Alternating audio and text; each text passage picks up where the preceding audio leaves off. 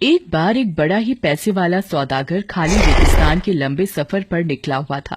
एक बार वो थककर और गर्मी से परेशान होकर थोड़ी देर आराम करने के लिए किसी घने पेड़ों के नीचे रुक गया। तभी उसने एक पानी का छोटा सा तालाब देखा। अरे वाह, शुक्र है ये पानी का तालाब मिल गया, नहीं तो प्यास के मारे मैं मर ही जाता। ओह सौदागर उस तालाब से पानी अपनी एक छोटी सी बोतल में भर लेता है। उसने अपने घोड़ों को एक पेड़ से बांध दिया और वहीं घास पर बैठकर अपने थैले में से रोटी और आम निकालकर खाने लगा। आम खाकर वह गुठलियों को इधर उधर फेंक रहा था। खाना खाने के बाद वो फिर अपने घोड़ों को लेकर आगे चलने को तैयार ही हुआ था कि उसके सामने एक भयानक भूतनी आ गई। उसके हाथ में एक बड़ी सी चमकती हुई तलवार थी। कहाँ जा रहे हो?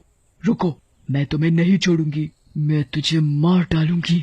ओह, भूतनी, मेरा कसूर क्या है? मेरा कसूर क्या है? भूतनी की आंखों से गुस्सा बरस रहा था। तुमने मेरे बेटे का खून किया है। मेरा बेटा जब इस झरने के पास से उड़ रहा था, तब तुम्हारी फेंकी हुई आम की गुठलियों से वो घायल हो गया। भयभीत सौदागर की आंखें डर से फटी जा रही थीं। उसने गिड़गिड़ाकर भूतनी से माफी मांगी, पर भूतनी किसी भी तरह उसे छोड़ने को तैयार नहीं हुई। अच्छा, कम से कम मुझे 1 साल का समय तो दे दो, ताकि मैं अपने सारे बचे खुचे अधूरे काम काज पूरे कर लूं। मैं वादा करता हूँ, जिस दिन ये 1 साल का समय पूरा होगा, उसी दिन मैं ठीक इसी जगह तुमसे मिलूंगा, और फिर अगर इच्छा हो तो आप मुझे मार भी सकती हैं। अच्छा ठीक है, मैं तुझे 1 साल का समय देती हूँ। जा, अपना अधूरा काम पूरा करके आ, लेकिन याद रखियो, मुझसे भागने की कोशिश मत करना।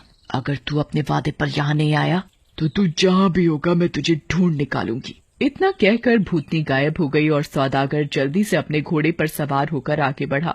सफर पूरा करके जब वो घर पहुंचा तो उसके डरे हुए चेहरे और थके थके शरीर को देखकर उसकी बीवी और बच्चों को हैरानी हुई। सौदागर ने जब उन्हें भूतनी वाली बात बताई तो उन्हें बहुत बुरा लगा। सौदागर जानता था कि भूतनी से बचने का अब कोई रास्ता नहीं है, इसलिए वो अपने काम निपटाने में लग गया। और जिस दिन 1 साल का समय खत्म होने को आया, वो बहुत दुखी मन से अपनी बीवी और बच्चों से विदा हुआ। सुनो, अब मैं चलता हूँ, 1 साल का समय पूरा हो चुका है। सभी बहुत दुखी होते हैं। सब उसे रोकना चाह रहे होते हैं पर रोक नहीं पाते। जब वो रेगिस्तान में उस पानी के तालाब के पास पहुंचा, उसी वक्त वहां एक बूढ़ा आदमी पहुंचा, जिसके पीछे पीछे एक कबूतरी चल रही थी। तुम यहाँ क्या कर रहे हो? सौदागर ने उसे सारी बात बताई। वो दोनों बात कर ही रहे थे कि एक और बूढ़ा 2 लोमड़ियों के साथ वहां आया और उसको भी सौदागर ने अपनी कहानी सुनाई। दोनों बूढ़े सौदागर का मन अपनी बातों से बहला ही रहे थे कि अचानक वहां हवा से धुएं का एक भवंडर बना और उसमें से वो भयानक भूतनी निकल कर आई। उसने आते ही सौदागर से कहा, अब मैं आ गई हूँ, अब मैं तुझे नहीं छोड़ूंगी। तू अब मेरे हाथों से नहीं बचेगा।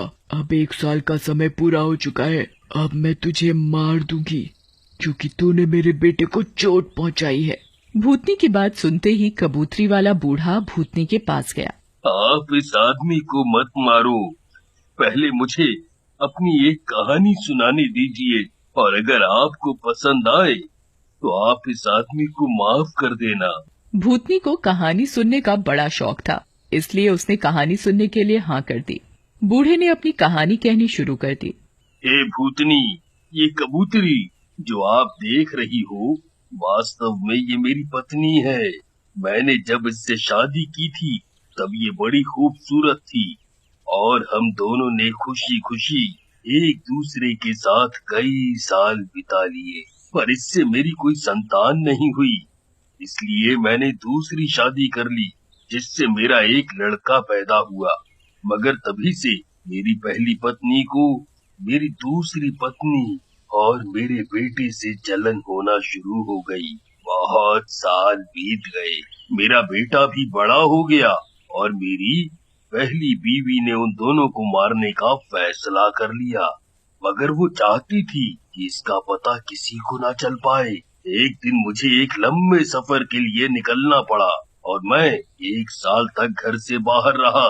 मेरे जाने के बाद मेरी पहली बीवी ने सबसे पहले जादू टोना सीखना शुरू किया और उसने जादू से मेरे बेटे और मेरी दूसरी बीवी को बकरा बना दिया। फिर उन दोनों को मेरे यहाँ काम करने वाले किसानों के मुखिया को बेच दिया।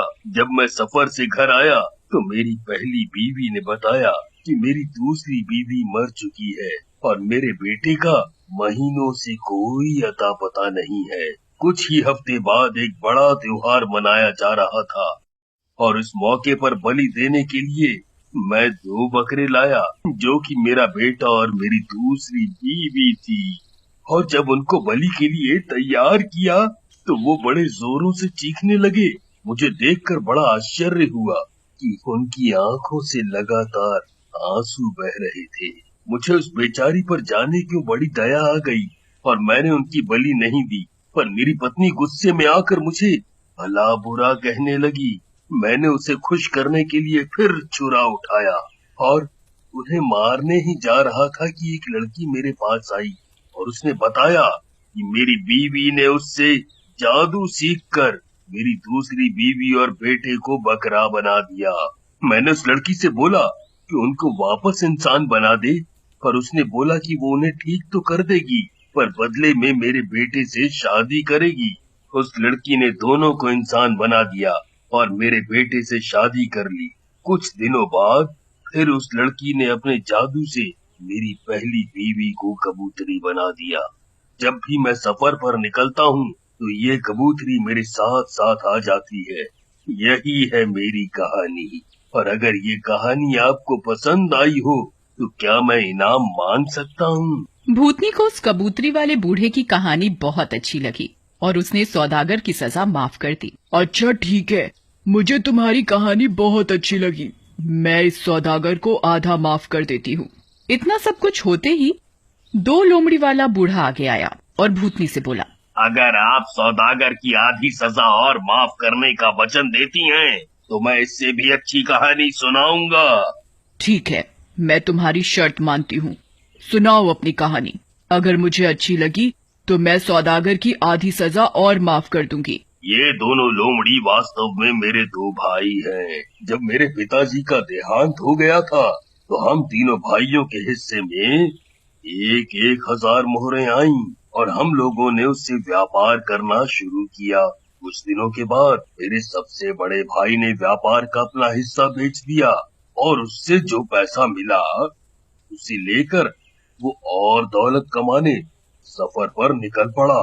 मगर 1 साल के बाद ही वो बिल्कुल संपत्तिहीन होकर घर लौटा। मैंने तब तक काफी पैसा कमा लिया था। मैंने उसे फिर दोबारा शुरुआत करने के लिए कुछ पैसे दिए और वो फिर बहुत खुश हो गया। मेरे दूसरे भाई की